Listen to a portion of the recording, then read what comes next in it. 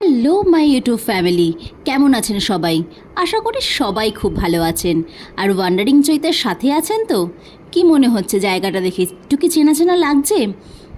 Guess কোথায় আছি আজকে আমরা?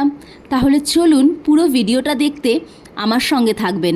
আর হ্যাঁ, অবশ্যই ওয়ান্ডারিং চৈতাকে কিন্তু লাইক, শেয়ার অ্যান্ড সাবস্ক্রাইব করতে ভুলবেন না। আপনাদের ভালোবাসার জন্যই তো আজকে আমি এখানে। বলে আর কথা না বাড়িয়ে চলুন আজকে কোন জায়গায় যাই জেনে নিই আমার সাথে, অর্থাৎ ওয়ান্ডারিং চৈতার সাথে। হ্যাঁ, দেখি কি একটু গেস করতে পারলেন? আজকে আমরা শ্যামলী বাসে করে চলে যাব শিলিগুড়িতে।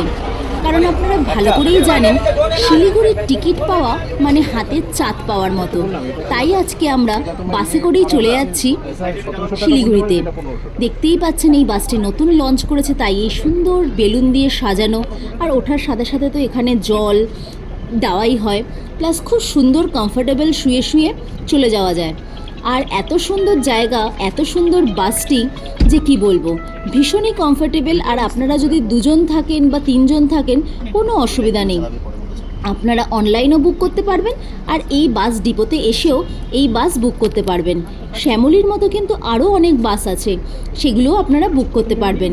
দেখুন রাত পুড়ে গেল আর আপনাদের সাথে কথা বলতে বলতে আমিও চলে আসলাম শিলিগুড়িতে। সুপ্রভাত।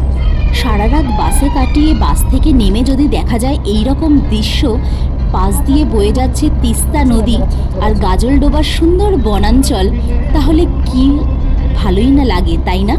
তাহলে আপনারা কবে যাচ্ছেন? যাচ্ছেন তো? নাকি আমার সঙ্গে আগে ঘুরে আসবেন, তারপরে আপনারা ঠিক করবেন আপনারা গাজলডোবা বা লাটাগুড়ি বা ডুয়ার্স যাবেন কিনা। ঝটফট কিন্তু টিকিট করে ফেলুন, পুজোর হাতে আর মাত্র কয়েকটা দিন। তাহলে আপনারা পুজোতে কোথায় ঘুরতে যাবেন আপনারা কিন্তু ঠিক করে ফেলুন। আর ওয়ান্ডারিং চৈতার সাথে অবশ্যই থাকবেন। আর ওয়ান্ডারিং চৈতাকে লাইক, শেয়ার এবং সাবস্ক্রাইব করতে কিন্তু ভুলবেন না। দেখুন আপনারা কিন্তু গাজলডোবার সেই ব্রিজটি বিখ্যাত পৌঁছে গেছে। এখানে কিন্তু বিকেলবেলা প্রায় মেলার মতোই বসে, খাবার দোকান আর বিভিন্ন ধরনের খেলনা বা অন্যান্য অনেক দোকান এখানে বসে। কিন্তু আমাদের গন্তব্যস্থল গাজলডোবা নয়, আমরা এখন চলে যাব ধূপঝোড়া রিসর্টে। আমরা এবারে থাকছি হলো ধূপঝোড়ার জঙ্গলে। তাহলে চলুন আমার সাথে ধূপঝোড়ার জঙ্গল দেখতে। দেখতে পাচ্ছেন এই রোমাঞ্চকর হোটেলেই কিন্তু আমরা থাকব। ভেতরটা এতটাই সুন্দর যে আমি আর লোভ সামলাতে পারলাম না, সেলফি তুলতে বসে গেলাম। কি দেখছেন? বারান্দার বাইরে কিন্তু এই রকমই অপরূপ দৃশ্য দেখতে পাচ্ছেন। আপনাদের জন্য ছোট্ট একটা রিভিউ দিলাম এই হোটেলটির, এই রিসর্টটি। এত সুন্দর জায়গায় এর লোকেশন যে আপনারা কিন্তু থাকতেই পারেন। আপনারা কিন্তু মোস্ট রেকমেন্ডেড ফর ওয়ান্ডারিং চৈতার থেকে এই ধূপঝোড়ার টি গার্ডেনের রিসর্টটি। পাশেই দেখতে পাচ্ছেন ধূপঝোড়ার এলিফ্যান্ট ক্যাম্প। এই ক্যাম্পটি কিছুক্ষণ পরেই আপনাদের সঙ্গে শেয়ার করছি। অত্যন্ত সুন্দর একটি ক্যাম্প।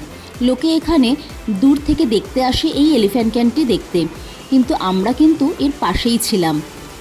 এইটুকুনি হলফ করে বলতে পারি, আপনারা যদি এই রিসর্টটিতে থাকেন তাহলে আপনারা কিন্তু অনেক রোমহর্ষকর গল্পের সাক্ষী হতে পারবেন, যেরকম আমরা হয়েছিলাম। আমরা সেরকমভাবে প্রমাণ দিতে পারবো না, কারণ আমি সেই সময় অত রাত্রিবেলা মোবাইলটা নিয়ে উঠিনি ক্যাপচার করব বলে, কারণ চট করে উঠেছিলাম আওয়াজ পেয়ে, আর সেটা শুধু চাক্ষুষই করেছিলাম। একটি চিতাবাঘ ঘন ঘন আমাদের এখান দিয়ে হুঙ্কার দিচ্ছিল আর পাশের থেকে চলে গেছিল। আমরা জাস্ট জানলাটা খুলেই তাকে দেখেছিলাম। তাছাড়া আরেকটি হাতিও, দুটি হাতি বলা যেতে পারে, দেয়াল ভেঙে ঢুকে পড়েছিল এই রিসর্টের সামনে। সুতরাং আর ময়ূর তো এখানে প্রচুর দেখতে পাবেন, আমি কিছুক্ষণ পরে সেটাও দেখিয়ে দেব। কিন্তু হাতি আর বাঘের দৃশ্যটি আপনাদের সঙ্গে শেয়ার করতে পারলাম না, কারণ সেই রাত্রির বেলা 2:30-3টের সময় আমরা কিন্তু কেউই মোবাইল নিয়ে বাইরে যাইনি। এটি হলো এই রিসর্টটির ডাইনিং হল বা ব্রেকফাস্ট হলও বলা যেতে পারে। এখানে বসে সুন্দর প্রকৃতির দৃশ্য দেখতে দেখতে আপনারা কিন্তু খেতে পারবেন। সবার লাস্টে আমরা কিন্তু এই নামটি বলবো। অবশ্যই আমার সাথে থাকবেন, ওয়ান্ডারিং চৈতার সাথে থাকবেন এবং তাকে লাইক, শেয়ার এবং সাবস্ক্রাইব করতে ভুলবেন না। আর ধূপঝোড়াতে আসলে বা লাটাগুড়িতে আসলে এই রকম বনাঞ্চলের মধ্যে অভিজ্ঞতা কিন্তু আপনারা একবার না একবার লাভ করতেই পারেন, আর এই রিসর্টটিতে কিন্তু থাকতেই পারেন। তাহলে একটু ব্রেক নিয়ে আসুন। চলে আসছি ধূপজোড়া এলিফ্যান্ট ক্যাম্প নিয়ে, চলুন ভেতর থেকে ঘুরে আসি।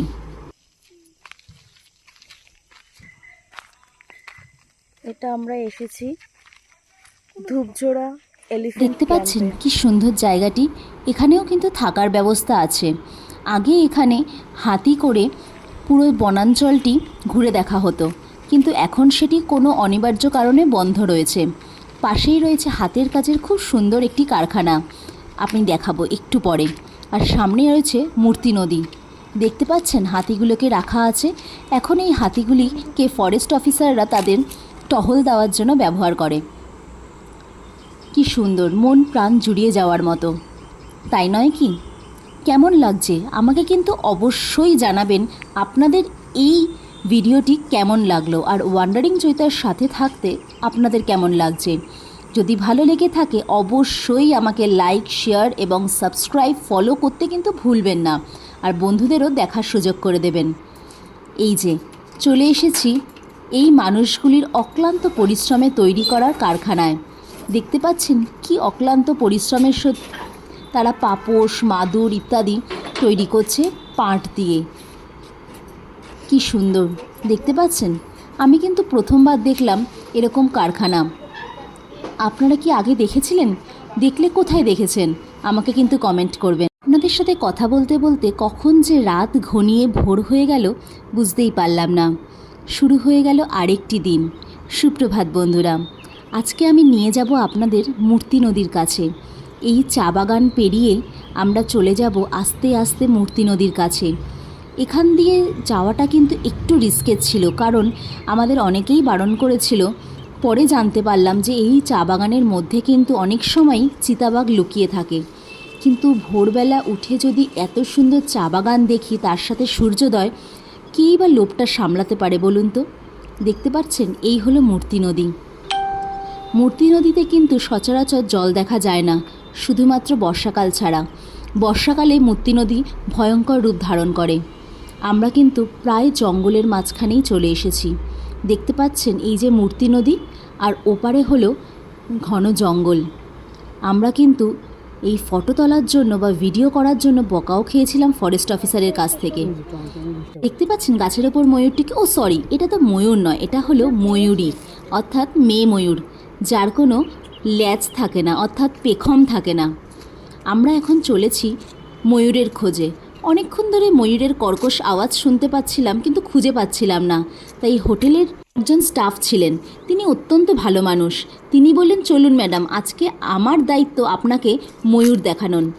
দেখতে পাচ্ছেন ওই পাশে কিন্তু ঘন জঙ্গল আর ইলেকট্রিক তার দিয়ে বাঁধা ছিল, কারণ যাতে কোনো আরও বন্য পশু ঢুকে আসতে না পারে। আমরা এখন চলেছি ময়ূরের খোঁজে। ডাকটি কোথা দিয়ে আসছে আমি তো খুঁজছি ময়ূর। চা বাগানের মধ্যে দিয়ে হাঁটতেও বেশ রোমহর্ষকরই লাগছে। এবার কিছুক্ষণ পরেই আমরা কিন্তু খুঁজেও পেয়েছিলাম ময়ূরটি। তাহলে চলুন আপনারা এই চা বাগানের দৃশ্য এনজয় করতে করতে দেখে নেবেন ময়ূরের দৃশ্য। সে কত রকম ভঙ্গিমায় যে আমরা তুলতে পেরেছিলাম, এটি আমারই সৌভাগ্য এত কাছ থেকে ময়ূর দেখা। ময়ূর কে জানেন তো? ময়ূর হলো কার্তিকের বাহন। দেখতে পাচ্ছেন কি সুন্দর পেখম তুলে নাচছে। আর বর্ষাকাল, ময়ূর তো পেখম তুলবেই, তাই না? তাহলে চলুন আমাদের নেক্সট ডেস্টিনেশন কোথায় হবে তার কিছুটা আভাস আপনাদের দিই। আপনারাই বলুন তো, ডুয়ার্স থেকে কোথায় যাওয়া যায়? নেক্সট মর্নিংয়ে আমরা কোথায় যাব? আপনারা কোন জায়গা দেখতে চাইছেন? তাহলে কিন্তু আপনাদেরকে ওয়ান্ডারিং চৈতার সাথে থাকতে হবে, পাশে থাকতে হবে, এবং অনেক অনেক ভালোবাসা দিয়ে ওয়ান্ডারিং চৈতাকে পপুলার করতে হবে। Thanks for watching and like, share, subscribe.